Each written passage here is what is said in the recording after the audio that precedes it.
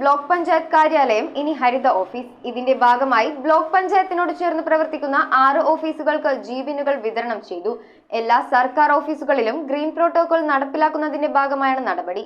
Kothamangalam block panchayat ഹരിത ഓഫീസാക്കുന്നതിന്റെ ഭാഗമായാണ് അനുബന്ധ സ്ഥാപനങ്ങൾക്ക് ബ്ലോക്ക് പഞ്ചായത്ത് പ്രസിഡന്റ് ജീബിനുകൾ കൈമാറിയത്. ഗ്രീൻ പ്രോട്ടോകോൾ നടപ്പിലാക്കുന്നതിന്റെ ഭാഗമായി ഓഫീസിലുണ്ടാകുന്ന ജൈവ മാലിന്യങ്ങൾ ഉറവിടത്തിൽ തന്നെ സംസ്കരിച്ച് വളമാക്കി മാറ്റാനും ഓഫീസ് പരിസരം പൂർണ്ണമായും പ്രകൃതി സൗഹൃദമാക്കുന്നതിനായി റിംഗ് കമ്പോസ്റ്റ് പിറ്റ് ഒരുക്കാനും തീരുമാനിച്ചു. ശാസ്ത്രീയമായ മാലിന്യ സംസ്കരണം നിലവിലെ സാഹചര്യത്തിൽ ഏറെ അനിവാര്യമാണെന്ന് block panchayat president PM Basheer പറഞ്ഞു. ചടങ്ങിൽ block panchayat vice president Anees Francis, block panchayat സ്ഥിരം സമിതി അധ്യക്ഷരായ ജോമി തെക്കേക്കര, ജെയിംസ് കോറമ്പേൽ, സാലിയായി, ബ്ലോക്ക് പഞ്ചായത്ത് അംഗം നിസാമോൾ ഇസ്മായിൽ, ഉദ്യോഗസ്ഥർ തുടങ്ങിയവർ പങ്കെടുത്തു. ബ്ലോക്ക് പഞ്ചായത്തിലെയും അനുബന്ധ സ്ഥാപനങ്ങളിലെയും ഉദ്യോഗസ്ഥർക്ക് മാലിന്യ സംസ്കരണവുമായി ബന്ധപ്പെട്ട പ്രത്യേക ക്ലാസും സംഘടിപ്പിച്ചിരുന്നു.